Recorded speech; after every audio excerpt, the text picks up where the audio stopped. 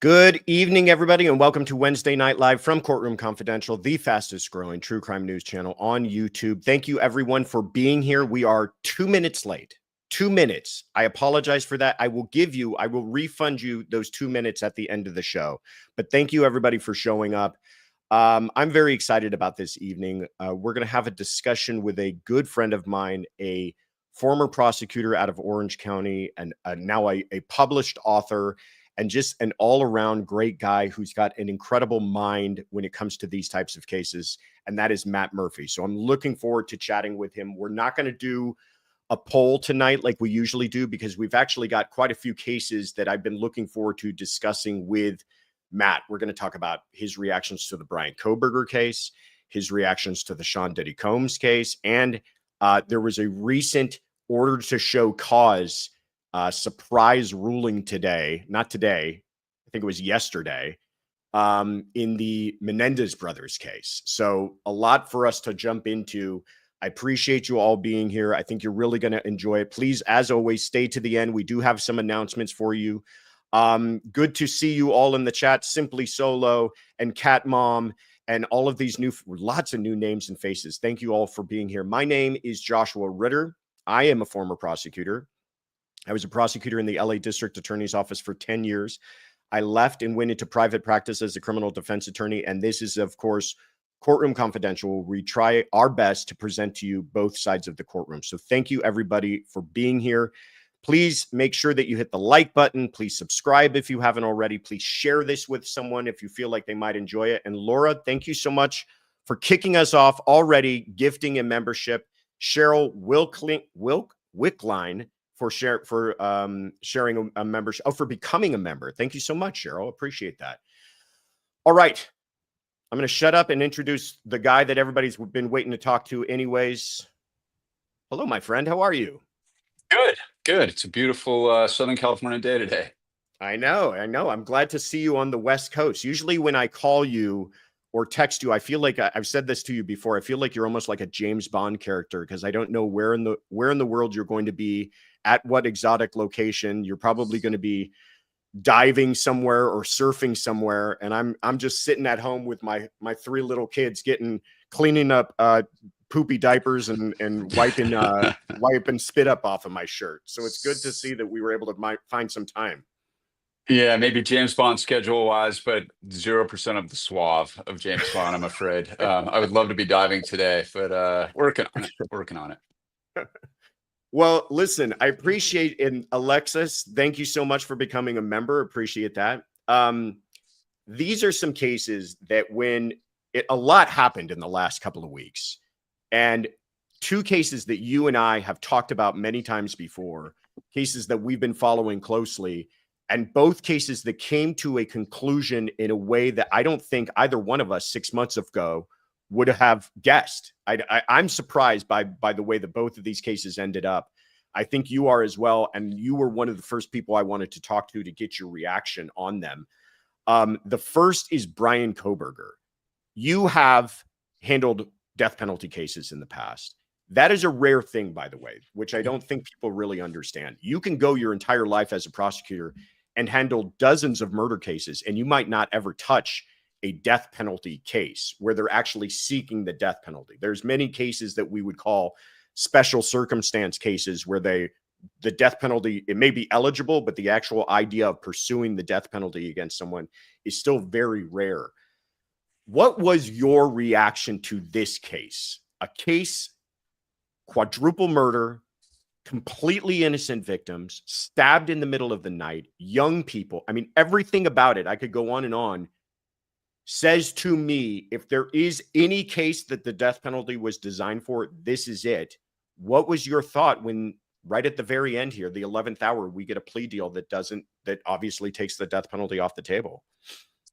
Well, I was surprised by that move, Josh, and I was a little frustrated too. And just so your audience understands, I sat on our committee in Orange County for 15 years that reviewed these cases for suitability for the death penalty. And the way it works is every special circumstance, homicide. So that's like murder committed during the course of a rape or an arson or a burglary or a robbery. those are, in other words, they're not just generic murders. There has to be some spice, for lack of a better word, that makes it really awful, where you allege special circumstances. So those are potential death penalty cases in the state of California, or they can also go LWOP, or life without possibility of parole. So of the 15 years that I did that, we sought death in less than 4% of the Wow. cases that came across Yeah. through the committee. And we reviewed over 100 potential cases during my 15 years on the panel.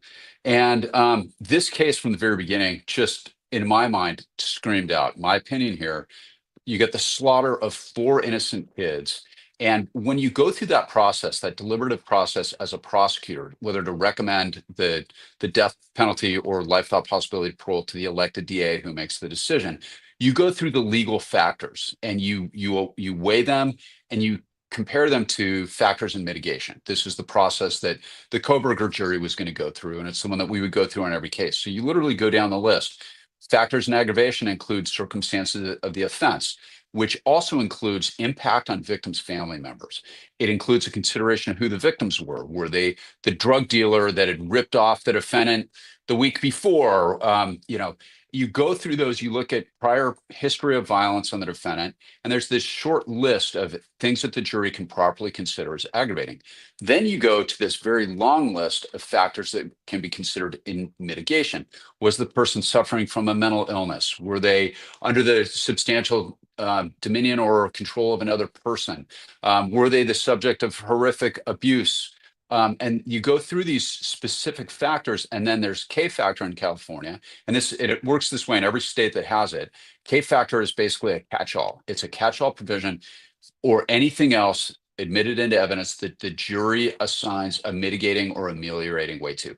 That's the process. So as you go through that, it's a very formalized, very somber thing that part of that is we would invite the defense in to present any evidence and mitigation that we didn't know about. Was there something that we were unaware of? And it could take a million different forms, whether it's childhood abuse, sexual abuse. Were they severely bullied? Are there mental health issues that we don't know about? And you want to get that information before you make a decision regarding death, because once you make that call, I don't know, boss used to call it the missile has been launched. It's in the air, and the process is moving. And it is, and I'm not suggesting for one second here, I want to make it clear that the prosecutor in Idaho did this, but it's also, you cannot allege the death penalty with the idea that you're strategically going to extract a plea. In other words, on a case that looks really hard, you never file a death penalty allegation in order to force the defendant into pleading guilty. You can't do that. Okay. And again, not suggesting they did that here, but as a result of that, what is required really, once the missile's been launched, once you make that somber, carefully considered decision, and I believe this DA went through that entire deliberative process and considered all the evidence they had. And remember, we had the FBI involved in this. The local police, I really think, did an excellent job. This was an extremely professional, very thorough investigation based on everything that I've been able to see. So with that information, which should always include some exploration of who the guy is, what he went through, what mitigation first your investigators can find, then you bring the defense in. So you're supposed to consider as much of that as possible. You don't come off that decision without, in my experience, without some very weighty change in circumstance that changes that determination. And I just haven't heard that in this case. I don't know what it is. And it could very well exist. And I want to be fair to the DA in this. This is it's a tough process. He's got a tough job. There's the glare of the media spotlight. I've been in that before on murder cases, and I can tell you it is no fun. But I want to know what changed behind the scenes that made him change his mind, because I sure haven't heard it. I'm so glad that you spelled that out the way you did, because I feel like some people don't appreciate what a difficult decision it is for them to bring the death penalty. That it's not like they just, multiple murder, check. Residential burglary, check. This is death eligible according to the statutes. Let's go ahead and file it. What did you say? 4% of the time. So less than 4%. Vast majority of the time, they're saying with a death penalty eligible case, meaning those special circumstances exist, they are not bringing the death penalty. So That was what was a real revelation to me when I first joined the DA's office, because I don't know if I had all these strong of feelings about the death penalty or not. But one thing I learned right away was I never saw a case where they were pursuing the death penalty that was not the worst of the worst, where I didn't feel like, oh, absolutely, I understand why that's being applied here, which I would say the same thing about this case. It's like, it to me, I'll say it again, it's like a textbook example to me of all of the factors that would dictate towards pursuing the death penalty. But I'm sure you've experienced as well, or tell me if you have, situations where even where they've put the death penalty on the table, sometimes they will accept a plea, like we've seen here. Walk us No, through where I've you've had, seen. Yeah, yeah, go I've ahead. had those cases. My James DeTore ship case was one of those, and they switched defense teams. So we used to call them livesy hearings, where we would bring the defense in, they'd present us with what they had, and he was a really brutal serial rapist that murdered a woman as he was trying to rape her wife, essentially. And they were working in a business at night, and he thought there was one woman in there, and her wife came running in to save her, and he shot her in the head and killed her. And then he still kidnapped the victim and was gonna go through with the rape until she told him, I've got TB. And he's like, tuberculosis, and he let her go. But it turns out he was one of those, Josh, that the second defense team came in and they were able to present the DA, Tony Rakox at the time, with a very, very compelling mitigation packet regarding horrific abuse that he'd been subjected to.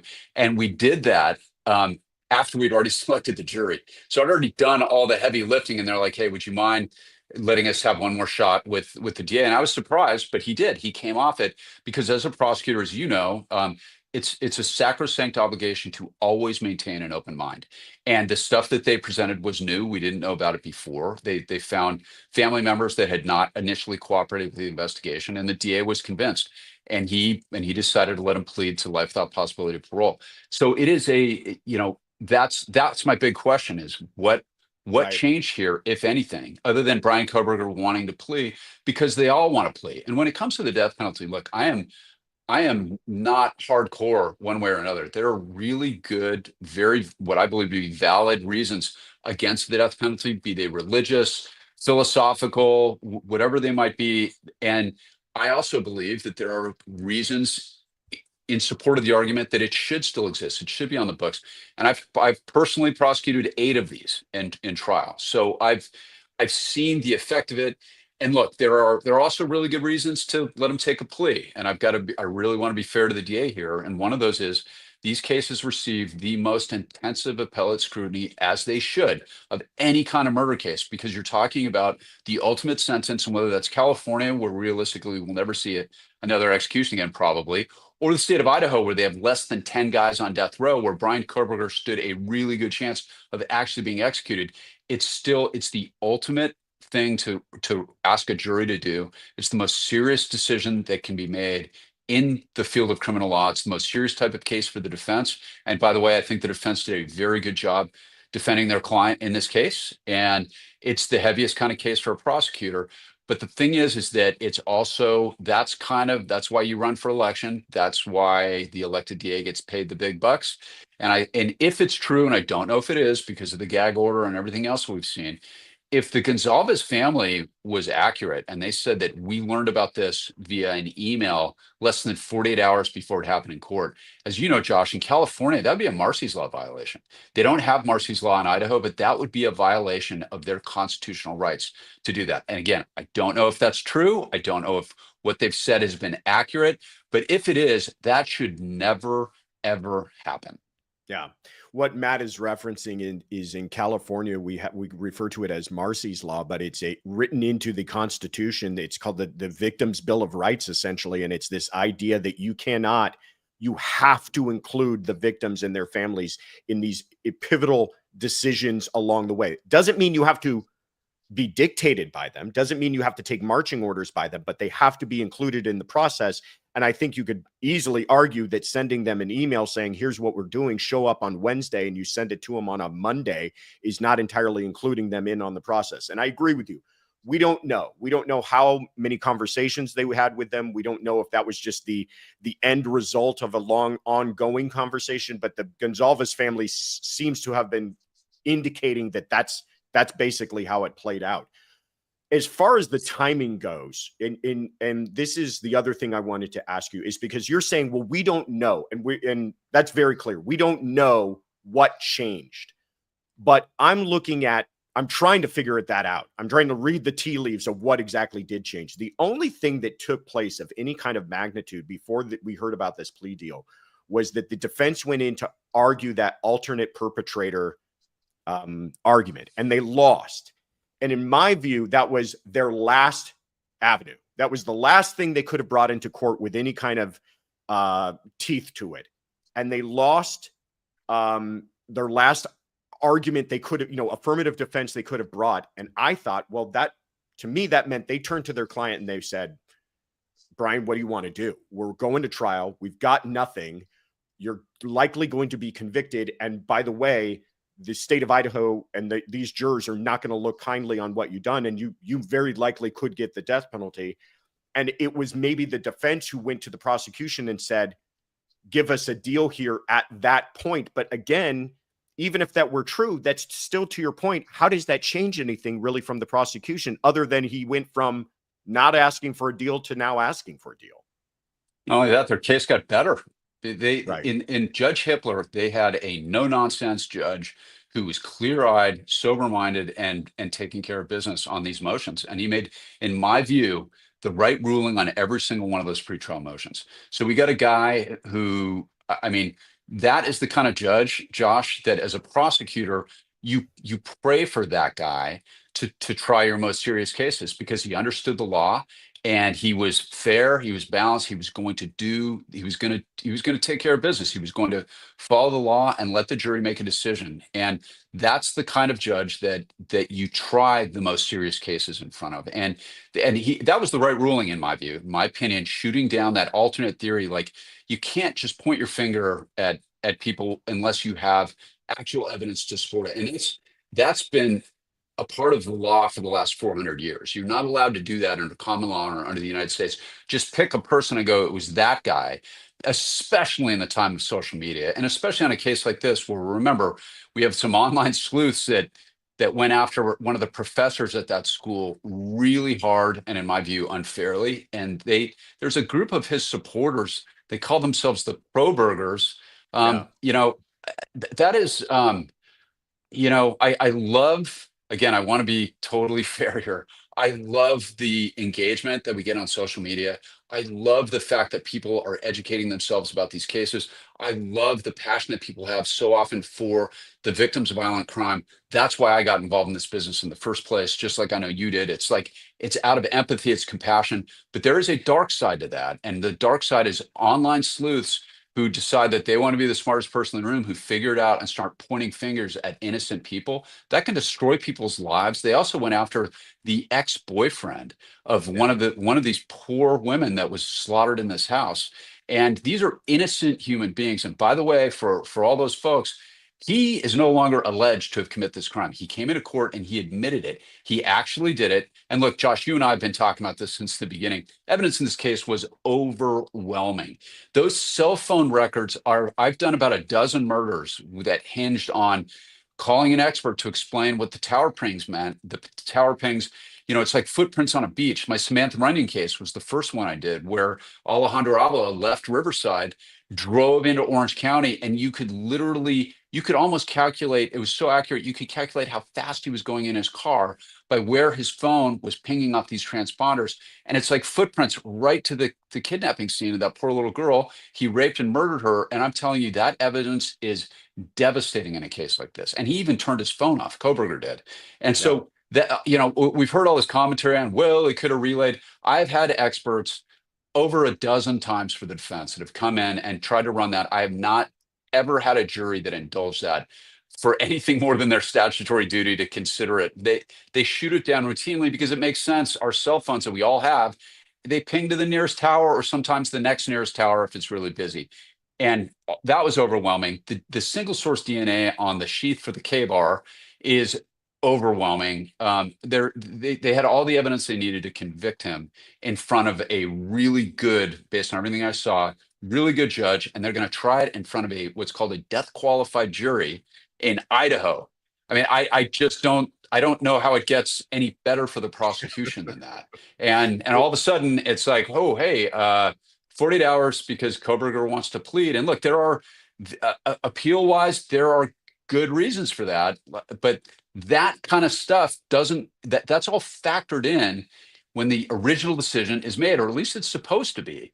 And look, this guy's an experienced prosecutor, and he's been around the block, and he knows the appellate process, he knows the scrutiny, and he knew all that at the time that he made the decision. So maybe there's something really good that we're going to learn about, but we just haven't heard it yet. God, you just got me fired up. I was gonna, my last question to you on this was going to be, how would you feel taking this case? If you got handed this case, how would you feel confidence wise taking it? And you just answered that question. The way you just laid it out, I try to maintain some objectivity and think about what would the defense perspective be and where would the holes be and where would the weaknesses be. But the way you lay it out, I think you're absolutely right. I think this case was about as strong as you're going to get without somebody admitting to it or it being caught on videotape with an eyewitness. But putting those aside, it is an extremely strong circumstantial case. And you make a point that should not be lost. If they had pursued the death penalty, they would have a death qualified jury, meaning every single one of those jurors, before they even get the chance to be picked, would have to say, I could, under the right circumstances, vote for death in this situation. Well, when you get those group of people together, they're naturally going to skew a little more conservative, a little more pro-police, a little more pro-law enforcement, and a little less friendly to the defense and whatever arguments they might have mounted in this case. Yeah, now I'm juiced up that they didn't do it, because it does seem like what really good reason. Now, listen, you pointed it out earlier. There's no appeals. This case is done, right? Which is a huge benefit, but it's a huge benefit, no doubt. Yeah, but we also, and just going back on, we learned a few things during the plea too. There's some things that came out, that he had attempted to replace that sheath.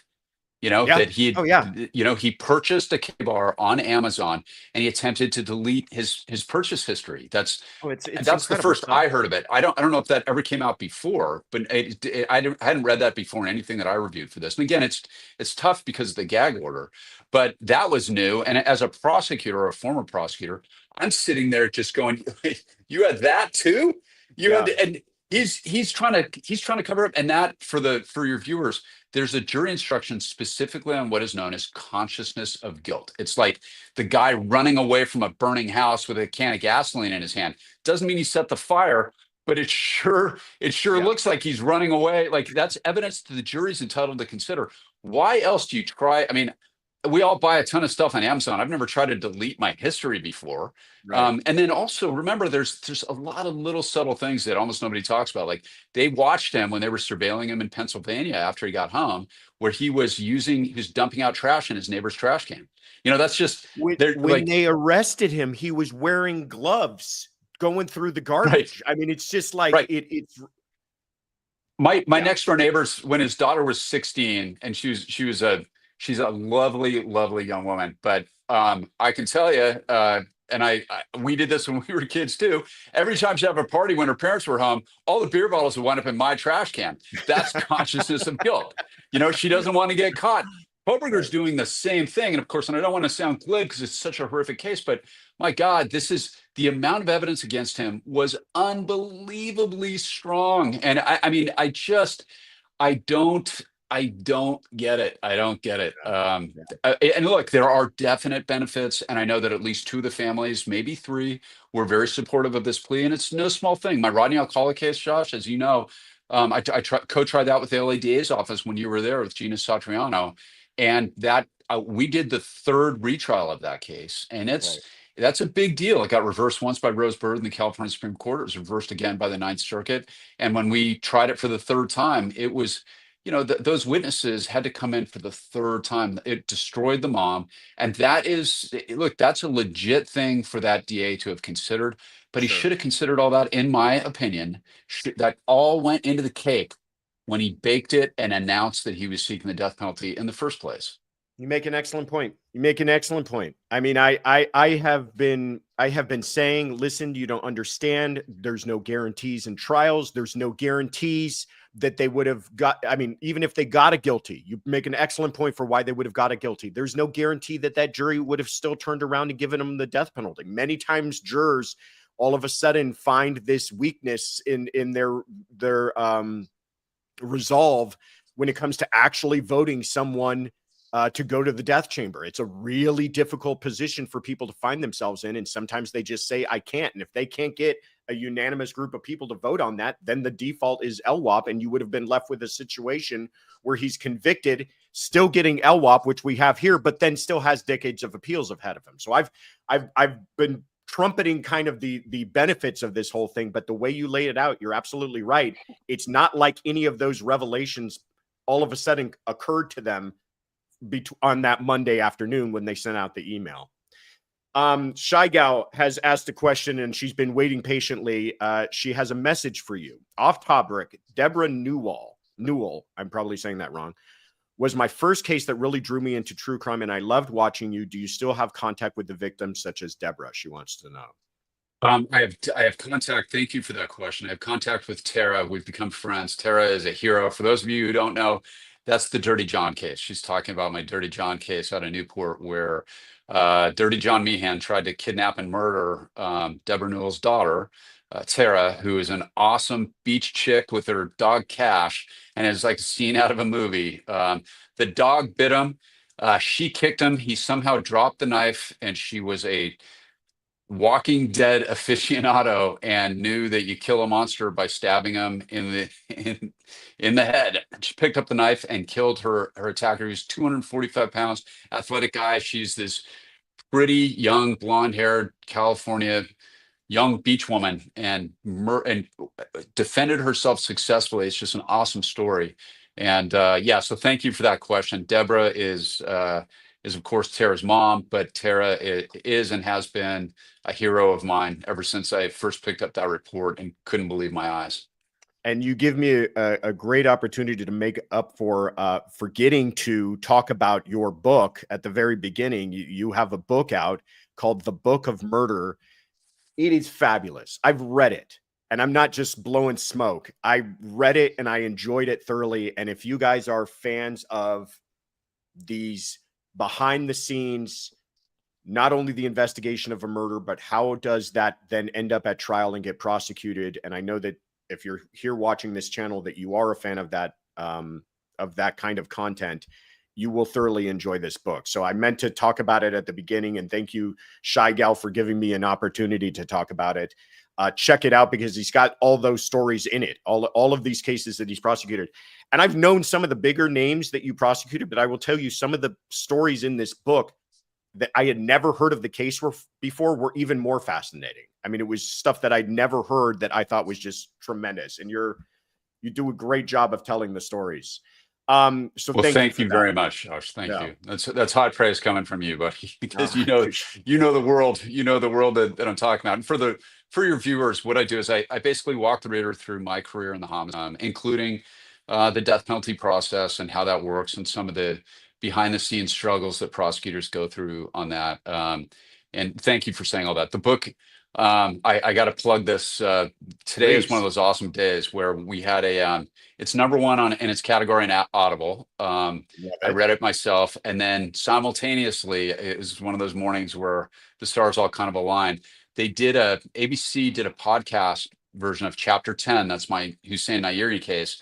That was #1 in all Apple podcasts today for a minute. And every time they release a new episode, it surges back up. Of all podcasts, we beat Joe Rogan today. So that's it's going really well. We just submitted a proposal for book #2, which is I'm going to focus on the serial killers. I was involved in the prosecution of 13 of them, including the Golden State Killer that was assigned to me. I didn't talk about that in the book, so there's a lot more that I still want to say, and that focus, I hope will be interesting for people. So I love it. hopefully I'll get a second book out there I within can't about wait. 8 months. Send me a link when I can pre-order. I can't wait.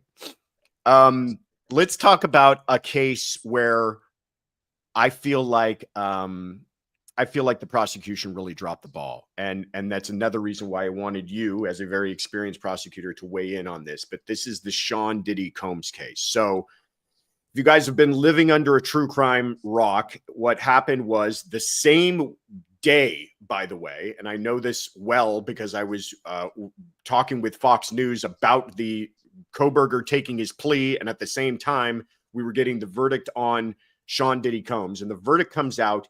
He is not guilty of RICO. He's not guilty of the 2 counts of sex trafficking, which both carried life exposures. Instead, what he was found guilty of, and I make it sound like it's a big kind of throwaway. They have 10-year maxes on these crimes.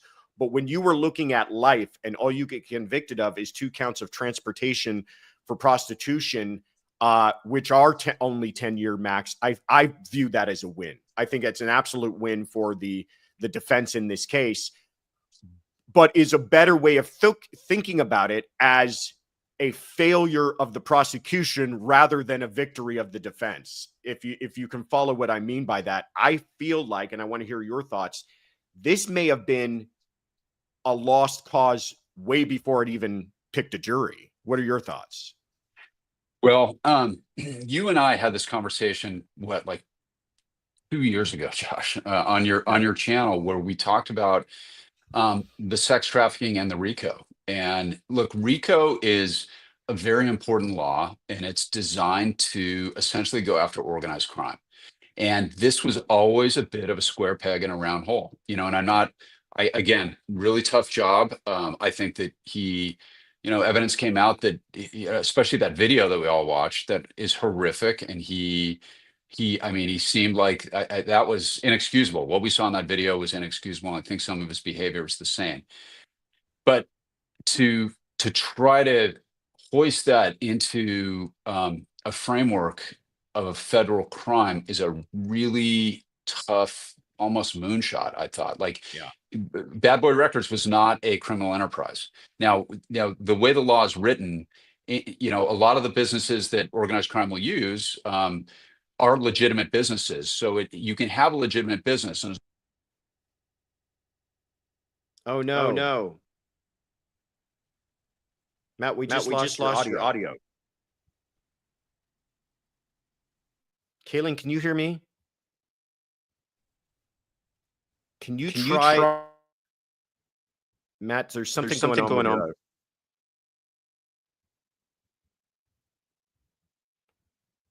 You guys are hearing me okay, right?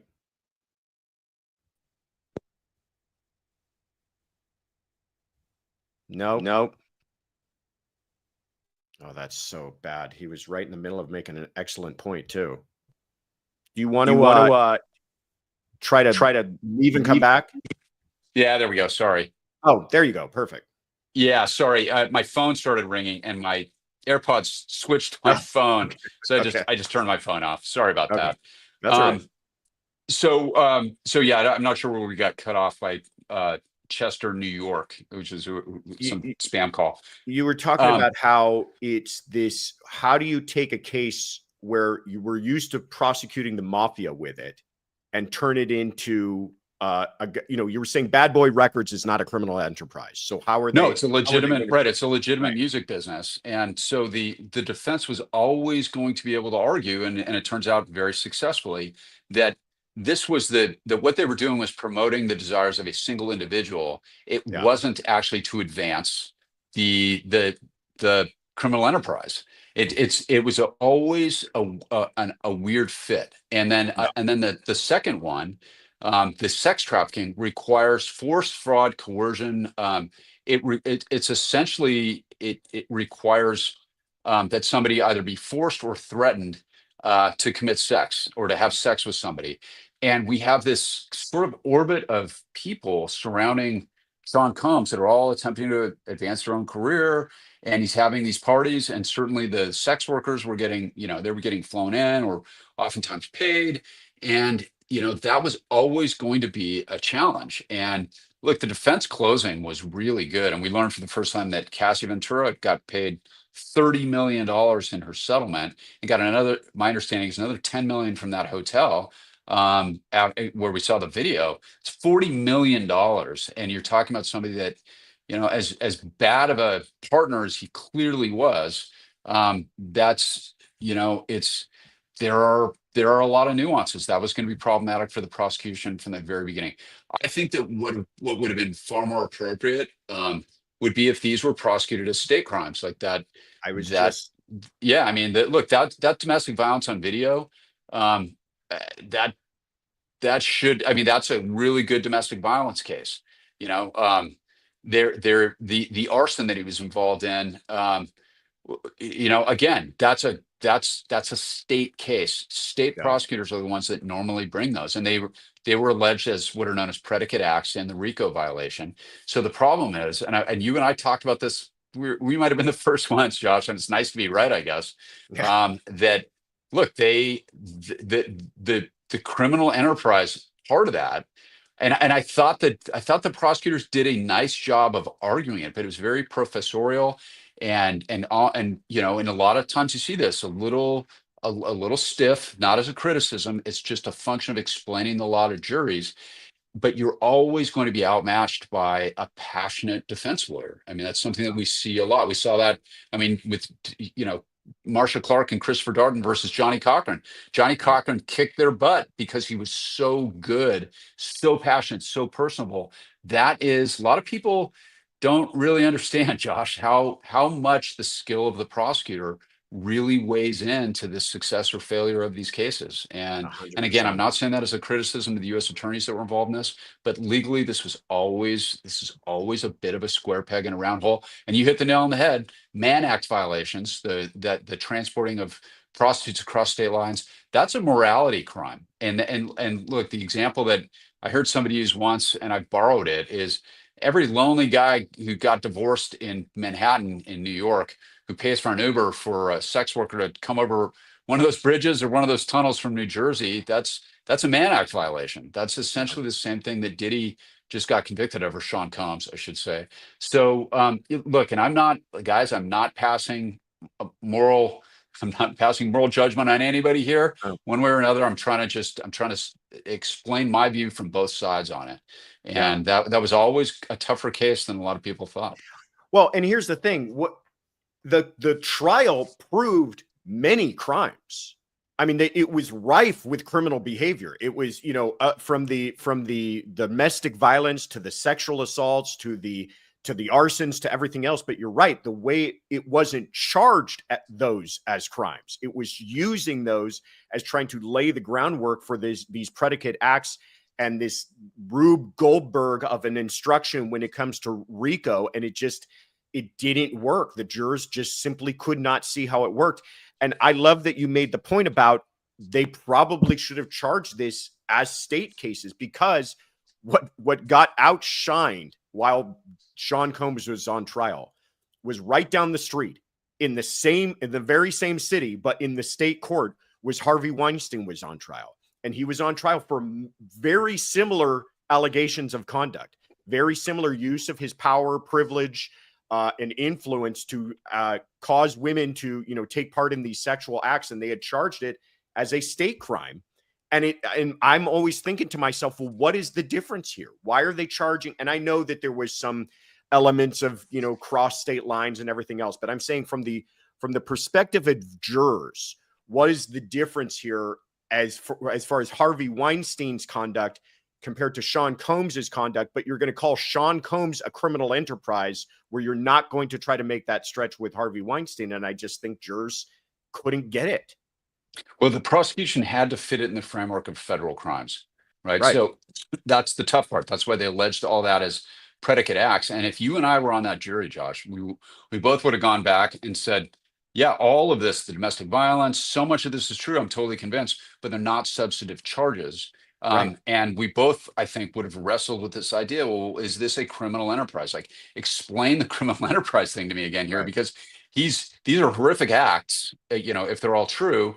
But where does it fit into into the framework of the actual crime that was charged by the feds. And that's not necessarily their fault because they have a limited menu of what they can choose from if they're going to go after them federally. And that's, yeah, that was always going to be a problem in this case. You and I talked about this at the very beginning, and it turned out that the defense did a very good job, I thought, of exploiting that. And again, I'm not criticizing the prosecution. Yeah, me neither. I'm criticizing them only in the sense that I wish they had not overextended themselves, because they may have come with a stronger case. If you have some time, let's take some of these questions that people have been waiting patiently for. Sure. Cindy Lou, who says, very important question for Josh and Matt. Why did you both go to the dark side? Prosecutor to defense attorney. I need to understand, please. That wasn't the first question I was expecting us to get, but I'll let you take the first shot, Matt. Why are you on the dark side? Well, for one thing, I got to tell you, and I don't want to go down too deep a rabbit hole here. I had a wonderful career in the DA's office. I did it for 26 years. I was in homicide for 17. I didn't want to go into management. We had an election. The longest serving DA in homicide, by the way, I'd like to point out. Yeah, I was a glutton for punishment, I guess, and I set the record. And so 17 years. I didn't want to go into management and manage attorneys. I really I felt like I put my heart and soul into trying to make the world a little bit of a better place, as corny as that sounds. And then look, as a defense lawyer, believe it or not, a majority of my practice is defending police officers in LA. That's a booming business. I have one right now. I won't go into the details of it, but my client is innocent.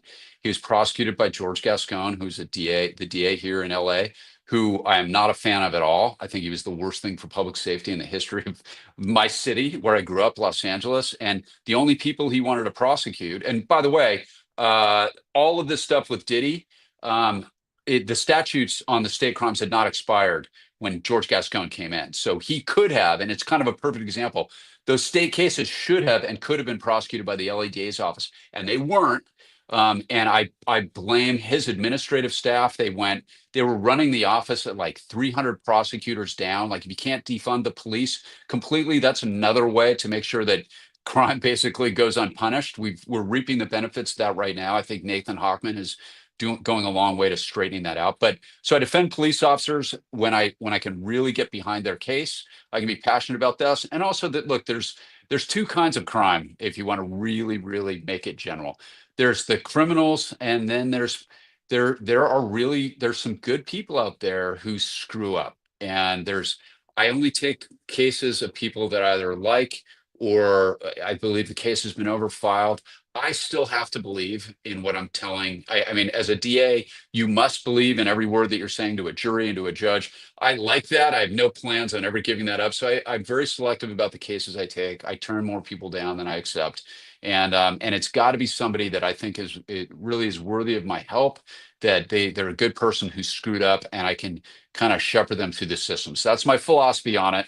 I love and also I wanted to get into I wanted to do the media thing for, talk to my buddy Josh, to people like you, and I couldn't do that as a DA. So I have no regrets.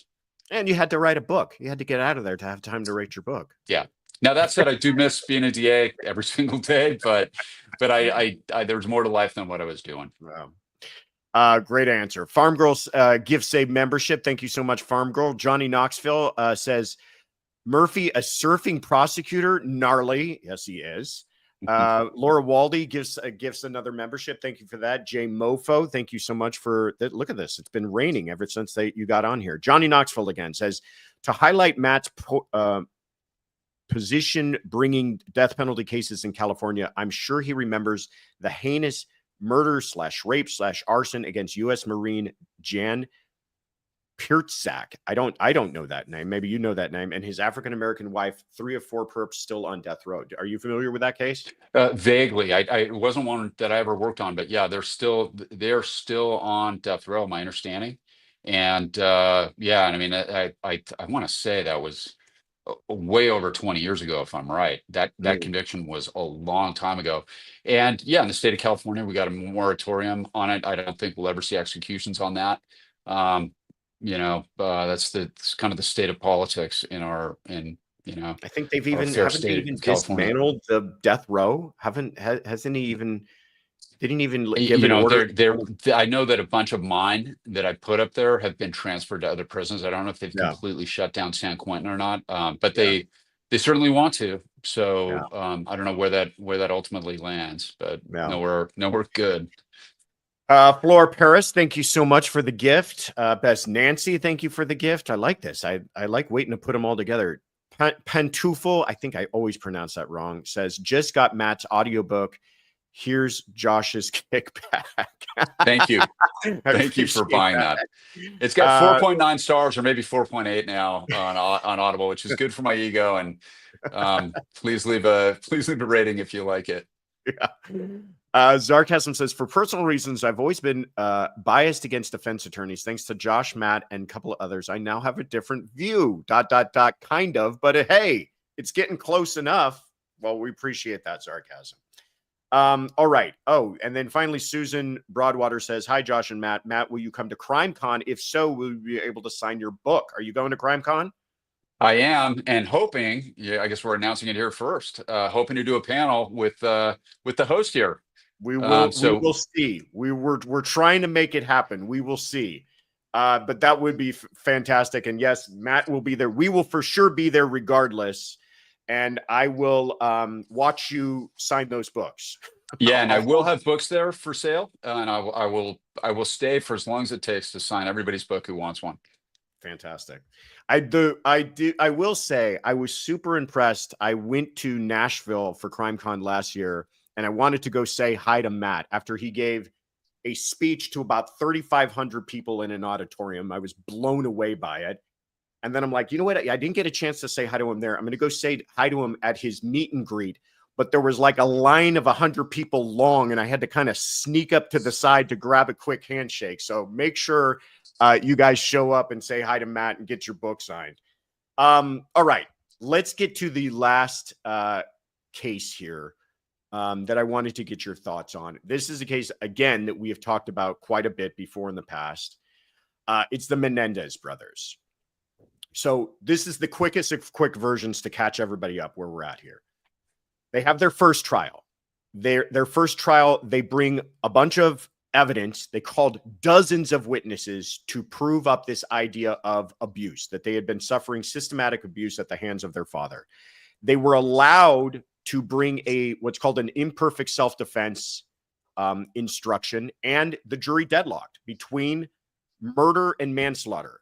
What a lot of people don't appreciate is there was never the idea that they were going to be acquitted. It was just they admitted what they did. It was just, was there any kind of mitigation for what they did that should turn it from a first-degree murder down to a manslaughter? The jury was hung. Second trial, Judge Stanley Weisberg changes his mind on a lot of this and doesn't allow in the lion's share of the abuse evidence. He limited 56 of the defense witnesses that they wanted to call, including most of the entire Menendez family who wanted to talk about their criticism of Jose. But Eric still did testify and talked about the abuse. They're convicted, first-degree murder, life without parole. It was a special circumstance case. They were not given the death penalty, but they get life without parole. Flash forward 30-something years later. That's back in the late 90s, 96, I think it was. They file a habeas petition in May of 2023, so a couple of years ago, and they're saying, we've got this new evidence. We've got evidence about this letter that was written from Eric to his cousin Andy talking about abuse. And then they have this Roy Rossello, who apparently was coming forward to say he was also abused by Jose Menendez. And then the petition, the habeas, kind of goes on the back burner because in the meantime, a Netflix series comes out. And the DA at the time is George Gascon, who's Matt is he runs his fan club, if you want to join. He is influenced by either the Netflix series, by the defense, whatever it is. And he says he's going to entertain the idea of resentencing him. So he files a motion to have them resentenced. What a lot of people don't realize is that because the DA filed that motion, it's essentially turned this case on its ear. And it almost forced the judge's hand to go ahead and grant that motion, which the judge did back in May of 2025, May of this year. So they're now been sentenced to 50 to life, and they're immediately eligible for parole given the youthful offender laws here in California. Okay. So that's where they stand right now. But remember the habeas petition. The judge who that petition was in front of just on Friday or over the weekend filed an order to show cause. And what the judge basically has said is that he finds that petitioner, meaning the brothers, have made a prima facie case showing that they are entitled to habeas corpus relief. And the respondent, meaning the DA's office, is now ordered to show cause, if he has any, why that relief requested should not be granted. And they have 30 days to do so. What does that mean, Matt? What does that order to show cause mean? Well, it means that the prosecution, in this case, the DA's office of Los Angeles, Nathan Hochman's office, is going to have to submit a written opposition opposing that finding. For those that are interested and you want to do a deep dive, you can Google it. There's a really fascinating breakdown of this that was authored by the Ninth Circuit Court of Appeals, where they talk about imperfect self-defense and essentially they affirm the conviction. So for those that can handle the legalese, that are interested in this topic, I really encourage people to do that, because they really break down the facts of this case, that a lot of which were not included in the Netflix special and seem to have been lost in the public discourse. Among them, these guys lied to everybody. And, Eric supposedly wrote that new letter. Did he forget that he wrote it? I think that Nathan Hochman's position on this, my opinion here, has been right all along. Whether Jose Menendez was molesting these boys or not, everybody forgets that that Lyle reloaded one of those shotguns, put it to his mother's face, and blew her face off too. Like, you don't get a free murder because your dad's a child molester. And I don't know. I don't know what's going to happen here, Josh. It's very interesting when I try to remove myself. It's not my case. I did know the prosecutor, David Cohn, back in the day. He passed away, I don't know, over 10 years ago now. But I really wish that he was still around to weigh in on this whole debate. And I'll tell you what kind of bugs me about this, Josh, is that after the Netflix special, a lot of people believe that they're advocating. There's a lot of people that are very frothy, in their support of the Menendez brothers, and they believe they're advocating on behalf of victims of sexual abuse. And we operate under a system with what is known as stare decisis, and that means it's a fancy Latin term for we base our law on things that have come before. And we've all heard the term that's a dangerous precedent, or that's a bad precedent. That's what I feel here. These guys were sentenced to life without possibility of parole, and they've got a resentencing. So now in California, and this is in conjunction with a law that the legislature passed, that the idea that everybody with an LWOP sentence, and trust me, they're the worst of the worst, and a lot of them are sex offenders. They're going to benefit from this, and you watch, and a lot of them are going to claim they were abused too, and they're going to want their sentences reduced, and they're going to want parole hearings.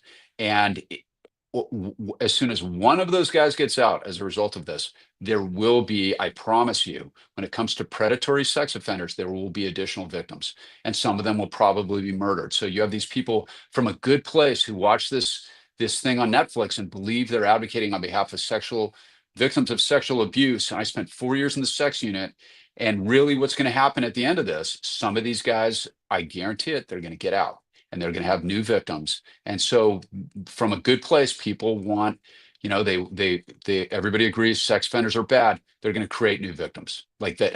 And by they, I mean this process, the George Gascons, and it comes from a place of empathy.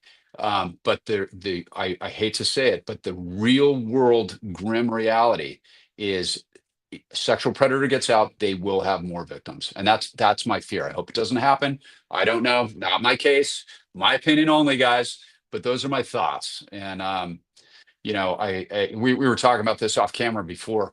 There are people that believe so passionately in the Menendez brothers that are.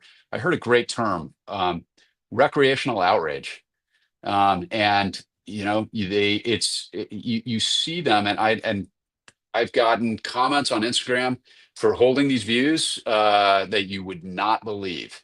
And sorry, I think they're liars. I think that this is the latest in a long series of lies. And but even if it's all true, you don't get to blow your mom's face off. And Kitty Menendez had a right to life. And that's that's my position. Um, Well, sorry.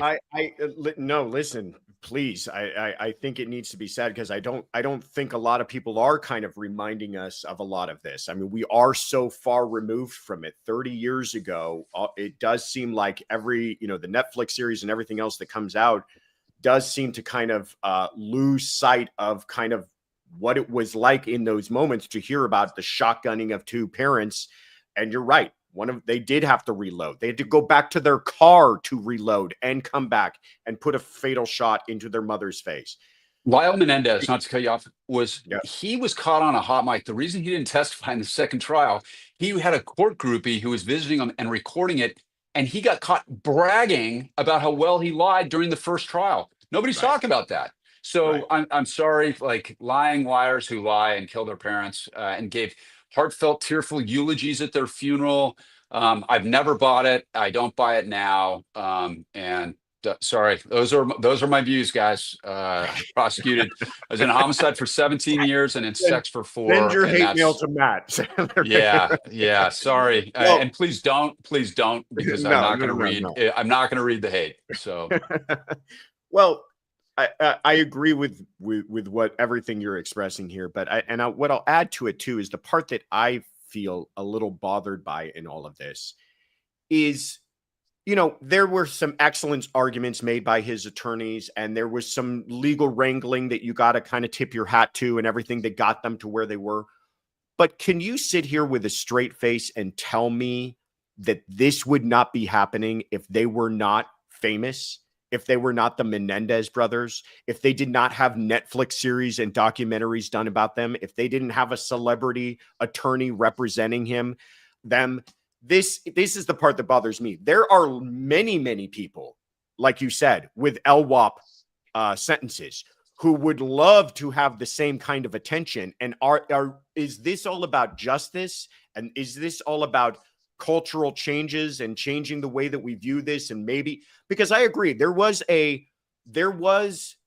the reaction to their defense at the time, the defense that they had been suffering abuse at the hands of their father, was publicly ridiculed in a way that I don't think it would be treated in this day and age. But don't tell me that it's only all about that, when even the DA himself, George Gascon, points to the Netflix series as being one of the motivators behind why he filed his original motion to have them resentenced. That bothered me. It was sending the message of famous people, rich people, people connected to celebrity attorneys are going to get treated differently than some poor lost soul who's sitting on an LWOP that might have just as compelling an argument. I agree with all of that. Yeah. I mean, look, and here's another thing. They were indicted for um uh they were indicted for lying in wait, which is the special circumstance they proceeded on. That's the ambush murder. But the financial motivation here is so overwhelming. And everybody forgets about that too. Jose Menendez had threatened to cut them out of the will. They hired a locksmith to get into the safe. That was the first thing, one of the very first things they did, amongst buying Rolex watches and Porsches and hiring private security and getting a personal tennis coach and a million other things when they started burning through that money. So, look, I wasn't there, wasn't a part of that family, thankfully. So the only people that really know for sure are dead. And then you got two guys that have lied to everybody about pretty much everything. So, 35 years is a long time actual to kill your parents. They spawned those two guys. So there's something to be said for that. At least these aren't innocent human beings in the sense that they're not strangers. At least they raised these two guys. But yeah, there's so much to this case, and I had a tremendous amount of respect for David Cohn, as a man and as a prosecutor, and it was a loss when he was gone, and I really wish he was around to weigh in on this, because he'd be setting a lot of people straight. I have no doubt. Yeah. Zarkasm says it's refreshing to hear and see people able to have differing views but can have adult conversations. No need to apologize. I completely agree. I'm listening to your book tonight, Matt. Thanks for being here tonight. Thank you. Matt, you're fantastic. I thank you for being here. Johnny Knoxville says that they went shopping before the bodies were buried. That's very true. Also a lost lost point in all of this. Matt, you're fantastic. I thank you so much for being here. Your book is called The Book of Murder. We've talked about it a few times tonight. Please check it out. We have the link in the notes and in the chat for you guys to check it out. And I suggest if you're a fan of audiobooks, check out the audiobook too, because Matt reads it and he does a really good job with it. Matt is also on ABC. You can see him on 2020, and you can see him this year at CrimeCon. I will see you at CrimeCon, and maybe you'll see us together. I don't know. We're working on it. We're trying to make it happen. So. Hopefully so. All right, my friend. You're the best. Appreciate you. Thanks, Josh, and thank you to all your viewers. Take care. All right. He's fantastic. He's a busy guy. Catching him when he's got some time is always a treat. So thank you guys so much for being here tonight and bringing some good vibes to Matt. He's also he's the real deal. I mean, just incredibly experienced. He's done it all. I mean, I talk about my time and my experience in the prosecutor's office, and there's a lot of things I did, but this guy was a rock star. And so I appreciate him being here, and I appreciate his friendship and him sharing his insights and experience with us. All right, let me give you guys some announcements really quick and then get you out of here. First of all, Monday, what you missed on Monday, we had Mike King on, another great guy from the YouTube channel Profiling Evil, and we talked about James Craig, his trial beginning, which began yesterday. Opening statements were yesterday, but none of you were able to watch opening statements yesterday. But guess what? You can watch opening statements today. Where can you watch them? You can watch them on Courtroom Confidential live trials on our sister channel. We are streaming it. Please go check it out. That's the only thing that they're going to show. Opening statements. We're going to bring you closing arguments when those come out. It'll probably be delayed again by a day. And then the verdict is the only thing that the judge is allowing to be televised in this case. But we will bring you what we can when we can. And this Thursday, Josh, are you rooming with Joel in Idaho? No, but I am probably going to ding dong ditch him while he's up there. We are going up to Idaho, and coincidentally at the same time, we're going to make a boys trip out of it. We might ever come back. Bryan Kohberger has a gag order hearing on Thursday. That's tomorrow. He has the gag order hearing tomorrow. That is going to happen. Interesting turn of events in this thing. This was brought up during his when he took his plea, whether or not the gag order remain in place. And the prosecution actually was the ones to say, we think it should remain in place. The prosecution has since withdrawn their objection to it. This is a motion being brought by a coalition of media outlets to say, we want the gag order released. We want to be able to interview people and talk and get information about this. He's already pled. The prosecution withdrew that. And then we thought, oh, well, it's going to become a moot point. Well, then the defense has now lodged an objection. So there will be arguments made in front of the judge on Thursday if you're curious to watch those, and we will stream those for you at Courtroom Confidential live trials. If you haven't joined up, please subscribe over there. It's where all the cool kids go watch live trials and motions and hearings. Just saying. Saturday, we have our weekly roundup. As always, premiering at 8 a.m. Pacific, 11 Eastern. Check that out on this channel. Then right after that, at 9 a.m. Pacific, noon Eastern, we're going to have our monthly members only live. For those who are in our membership program, classified and above, we're going to be doing our July members only live. We talk about all the goofiness. We talk about what are we cooking, what are we reading, what are we watching, all the fun stuff. So we hope to see you guys there. It's always a blast. That is this Saturday at 9 a.m. Pacific, noon Eastern. And then this Sunday, you've got plans, everybody. You may not know it yet, but you've got plans. Sunday Fun Day, 9 a.m. Pacific, noon Eastern. We're taking all your questions. I've listened to a few of them so far. They're all fantastic. Once again, thank you guys so much. You still have some time. The cutoff is now Friday, right? Friday at midnight Pacific is when we finally say enough's enough, because I got to go through and listen to them all and research and get ready to give you guys good answers. And then next week I'll be in Boise. So I'll be in Boise from Monday through Thursday. We don't know what we're doing Monday night yet. We don't know how that's going to work out. I might be doing it from a hotel room. We might be doing something else. Willow became a member. Thank you so much, Willow C. Appreciate you. Gloria says, thank you, Josh, for the great guests and good analysis. Of course. Matt, as he mentioned, is going to be at CrimeCon. Would you like to go? Well, you're going, because we're giving you a 10% discount. If you go to buy your tickets for CrimeCon, it's coming up this September 5th through 7th in Denver. Enter the discount code Courtroom, all one word, all in caps, at checkout, and you get 10% off. Susie Q became a member. Thank you so much, Susie Q. So that's our CrimeCon promo. Also, we would love for your support on Facebook, on Twitter, on Instagram. It's not called Twitter anymore, Joshua. It's called X. Quit calling it Twitter. It's called X.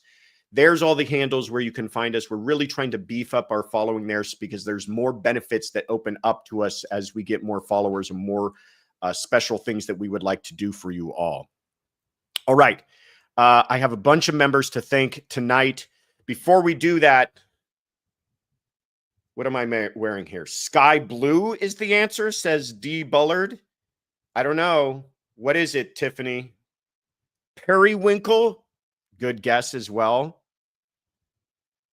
Denim blue, says Farm Girl. What do you think? What do we get a final answer here from T-Sues or K? Denim blue, periwinkle. A lot of votes coming in. What's the final answer? Don't keep everybody in suspense here, Tiff.